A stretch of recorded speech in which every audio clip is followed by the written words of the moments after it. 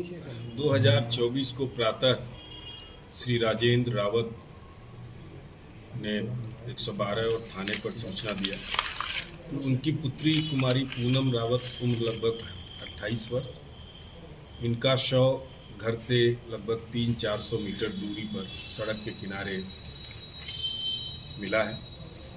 इस सूचना पर पुलिस ने मौके पर पहुंचकर कार्रवाई शुरू की और चूंकि ये महिला अपराध से संबंधित प्रकरण था,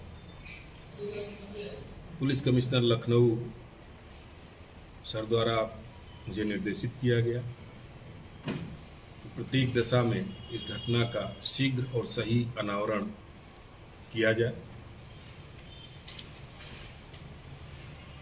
अनावरण के लिए मेरे द्वारा एसीपी काकोरी श्री शकील अहमद के नेतृत्व में प्रभारी निरीक्षक दुबग्गा श्री अभिनव वर्मा और क्राइम ब्रांच डीसीपी वेस्ट के प्रभारी श्री राजदेव प्रजापति तथा चौकी इंचार्ज जेहटा की 3 टीमें गठित की गई।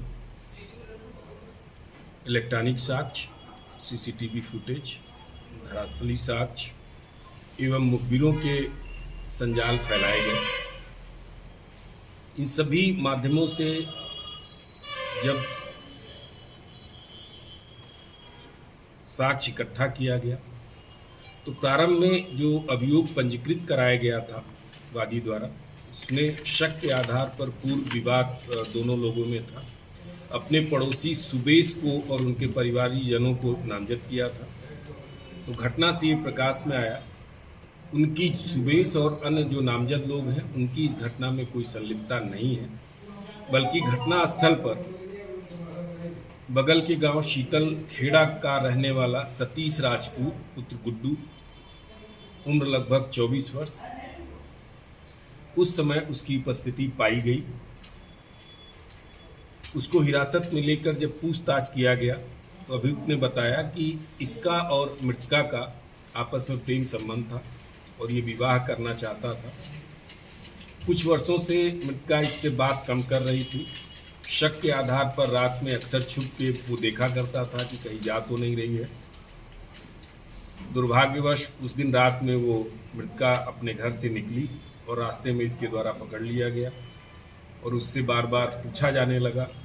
जब लड़की ने कोई जवाब नहीं दिया, गुस्से में आकर उसका गला दबाकर हत्या कर दी और शव को इस पर्पज से पूछने पर इसने बताया कि शव जहां उसने हत्या की थी बहुत मुश्किल से देखा जाता, दाह संस्कार उचित तरीके से हो जाए, उसके लिए शव को अपने कंधे पर उठाकर लगभग 200 मीटर दूर मृतका का रिश्तेदार था उसके घर के बगल में और सड़क के बीच में डाल दिया। आज प्रातः इसकी गिरफ्तारी की गई है। इसके पास से जो मृतका का चप्पल उसके शरीर से मिसिंग था, जो पहन के घर से निकली थी, इसकी निशानदेही पर जहां इसने हत्या की थी उस घटनास्थल से बरामद कर लिया गया है। मोबाइल फ़ोन लड़की का जो इसी अभियुक्त ने ही उसको दिया था, जो किसी की जानकारी में नहीं था, वो मोबाइल फ़ोन भी बरामद हो गया है।